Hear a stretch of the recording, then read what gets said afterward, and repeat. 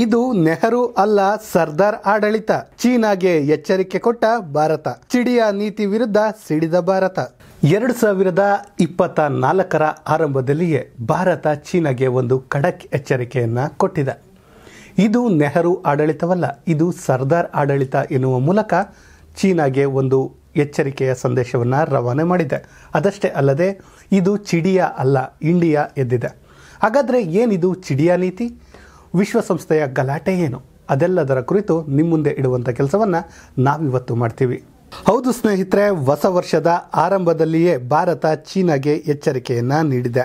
ಅದೇನೆಂದರೆ, ಇದು ನೆಹರೂರವರ ರೊಮ್ಯಾಂಟಿಸಮ್ ಸರ್ಕಾರ ಅಲ್ಲ, ಇದು ಸರ್ದಾರ್ ವಲ್ಲಭಾಯಿ ಪಟೇಲ್ ರವರ ರಿಯಲಿಸಮ್ ಸರ್ಕಾರ ಎನ್ನುವ ಮೂಲಕ ಮತ್ತೊಂದು ಖಡಕ್ ಎಚ್ಚರಿಕೆಯನ್ನು ಚೀನಾಗೆ ನೀಡಿದೆ. ಮೋದಿ ಸರ್ಕಾರ ಏನಿದ್ರೂ ರಿಯಲಿಸಮ್ಗೆ ಆದ್ಯತೆಯನ್ನು ಕೊಡುತ್ತದೆ ಎನ್ನುವಂತಹ ಮಾತನ್ನು ತಿಳಿಸಿದ್ದಾರೆ. ಅಲ್ಲದೆ ಭಾರತಕ್ಕೆ ಚೀನಾ ಮಾಡಿದ ಮೋಸ ಮತ್ತು ನೆಹರು ಮಾಡಿದ ಎಡವಟ್ಟಿನ ಬಗ್ಗೆಯೂ ಇದೀಗ ವಿದೇಶಾಂಗ ಸಚಿವರಾದಂತಹ ಜೈಶಂಕರ್ ಮಾತನಾಡಿದ್ದಾರೆ. ಅದರಲ್ಲಿಯೂ ಚಿಡಿಯ ನೀತಿಯ ವಿರುದ್ಧ ಮಾತನಾಡಿದ್ದು ಚೀನಾದ ಮೋಸವನ್ನು ಬಯಲು ಮಾಡಿದ್ದಾರೆ. ಏನಿದು ಚಿಡಿಯ ನೀತಿ ಅನ್ನೋದನ್ನು ತಿಳಿಯೋದಕ್ಕೂ ಮುಂಚೆ ಭಾರತದ ವಿರುದ್ಧ ಚೀನಾ ಏನೆಲ್ಲ ಮಸಲತ್ತು ಮಾಡ್ತಿದೆ ಅನ್ನೋದನ್ನು ಹೇಳ್ತೀವಿ, ಕೇಳಿ.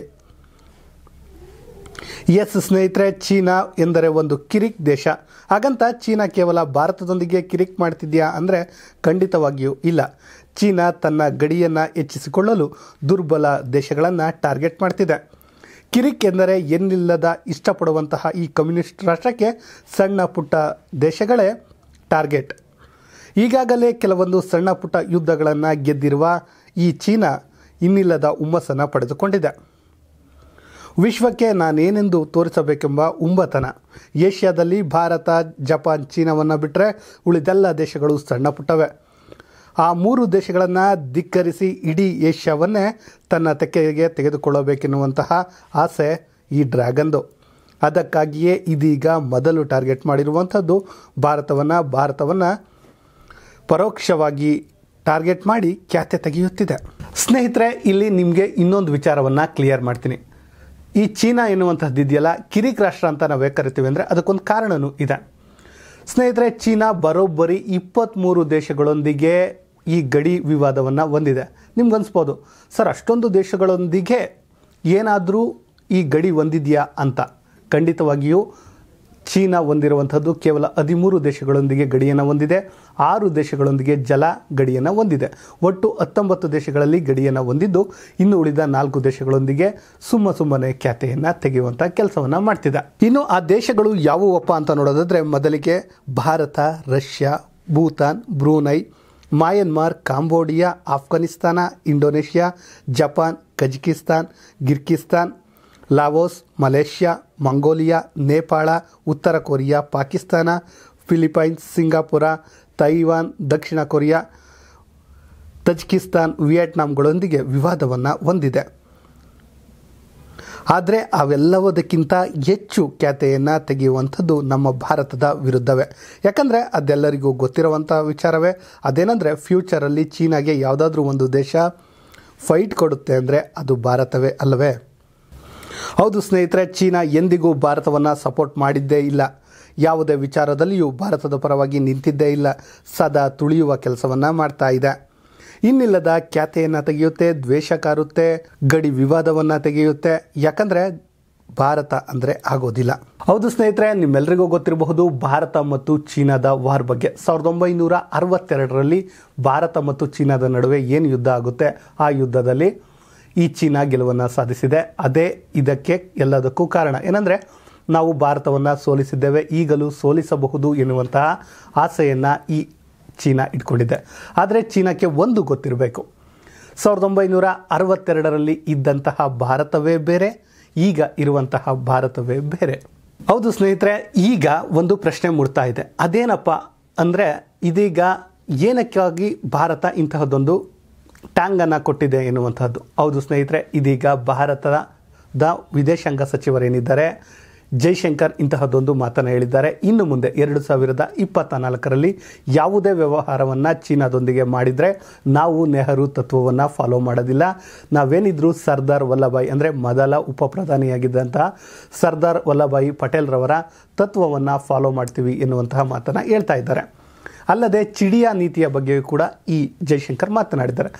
ಹಾಗಾದರೆ ಏನದು ಚಿಡಿಯಾ ಅಂತ ನಿಮ್ಮ ತಲೆಯಲ್ಲಿ ಮೂಡಿರಬಹುದು. ಸ್ನೇಹಿತರೆ, ಈ ಪದವನ್ನು ನಾವು ಸೃಷ್ಟಿ ಮಾಡಿದ್ದಲ್ಲ. ಈ ಪದವನ್ನು ನಮ್ಮ ವಿದೇಶಾಂಗ ಸಚಿವರಾದಂತಹ ಜೈಶಂಕರ್ ಅವರೇ ಮೆನ್ಷನ್ ಮಾಡಿದ್ದಾರೆ. ಏನಪ್ಪ ಈ ಚಿಡಿಯಾ ಅಂದರೆ ಕ್ಲಿಯರಾಗಿ ಹೇಳ್ತೀವಿ ಕೇಳಿ ಸ್ನೇಹಿತರೆ. ಚಿಡಿಯಾ ಅಂದರೆ ಚೀನಾ ಮತ್ತು ಇಂಡಿಯಾ ಸೇರಿ ಒಂದು ಪದವನ್ನು ಇವರು ಹೇಳಿರುವಂಥದ್ದು.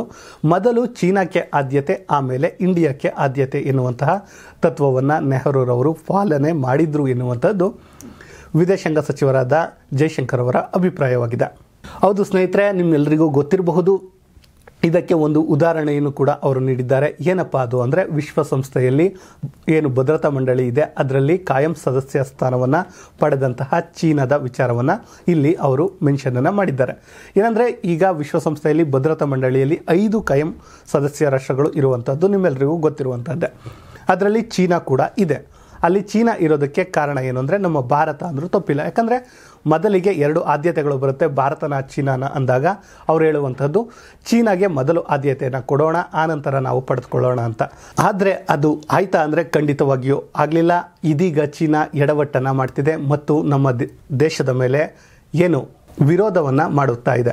ಸ್ನೇಹಿತರೆ, ಏನು ಮಾಡ್ತಾ ಇದೆ ಅಂದರೆ ಈಗ ಚೀನಾ, ನಿಮಗೆ ಸಿಂಪಲ್ ಆಗಿ ಹೇಳೋದಾದರೆ, ನಾವು ಚೀನಾ ಭದ್ರತಾ ಮಂಡಳಿಯಲ್ಲಿ ಸ್ಥಾನವನ್ನು ಪಡಿಬೇಕು ಅಂತ ನಾವು ಸಪೋರ್ಟನ್ನು ಮಾಡಿದ್ವಿ. ಆದರೆ ಈಗ ಚೀನಾ ಏನು ಮಾಡ್ತಿದೆ, ಭದ್ರತಾ ಮಂಡಳಿಯಲ್ಲಿ ಯಾವುದೇ ಕಾರಣಕ್ಕೂ ಭಾರತಕ್ಕೆ ಸ್ಥಾನ ಸಿಗಬಾರ್ದು ಎನ್ನುವಂತಹ ಕೆಲಸವನ್ನು ಚೀನಾ ಮಾಡ್ತಾ ಇದೆ. ಹೌದು ಸ್ನೇಹಿತರೆ, ಇದೀಗ ಚೀನಾ ಎಂತಹದ್ದೇ ದ್ವೇಷವನ್ನು ಅಥವಾ ವಿರೋಧವನ್ನು ಮಾಡಿದರೂ ಕೂಡ ಇದೀಗ ಭಾರತ ಅತಿ ದೊಡ್ಡ ದೇಶವಾಗಿ ಬೆಳೀತಾ ಇದೆ. ವಿಶ್ವಸಂಸ್ಥೆಯಲ್ಲಿ ತನ್ನದೇ ಸ್ಥಾನವನ್ನು ಪಡೆದುಕೊಳ್ಳಲು ಮುಂದಾಗ್ತಾ ಇದೆ. ಆದರೆ ಅದಕ್ಕೆ ಅಡ್ಡಿಗಾಲಾಗಿರುವಂತಹದ್ದು ಚೀನಾ.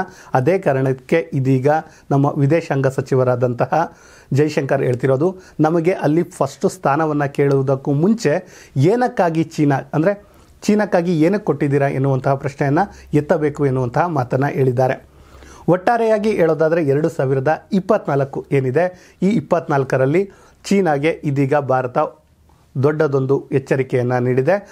ಯಾವುದೇ ವಿಚಾರದಲ್ಲಿ ಆಗಲಿ ನಾವು ನೆಹರೂರವರ ತತ್ವವನ್ನು ಫಾಲೋ ಮಾಡೋದಿಲ್ಲ. ಇನ್ನು ಮುಂದೆ ಏನಿದ್ರು ಸರ್ದಾರ್ ಅವರ ತತ್ವವನ್ನು ಫಾಲೋ ಮಾಡ್ತೀವಿ, ಚಿಡಿಯಾ ನೀತಿಯನ್ನು ವಿರೋಧಿಸ್ತೀವಿ ಎನ್ನುವ ಮೂಲಕ ಒಂದು ರೀತಿಯ ತನ್ನತನವನ್ನು ತೋರಿಸ್ತಿದೆ ಅಂದರೂ ತಪ್ಪಾಗಲಾರದು. ಒಟ್ಟಿನಲ್ಲಿ ಸ್ನೇಹಿತರೆ, ಫೈನಲ್ ಆಗಿ ಏನು ಹೇಳ್ತಾ ಇದೆ ಅಂದರೆ ಭಾರತ, ನಾವು ಯಾವ ದೇಶದೊಂದಿಗೂ ಕೂಡ ಒಂದು ರೀತಿಯ ಗುಲಾಮ ಪದ್ಧತಿಯನ್ನು ಫಾಲೋ ಮಾಡೋದಿಲ್ಲ.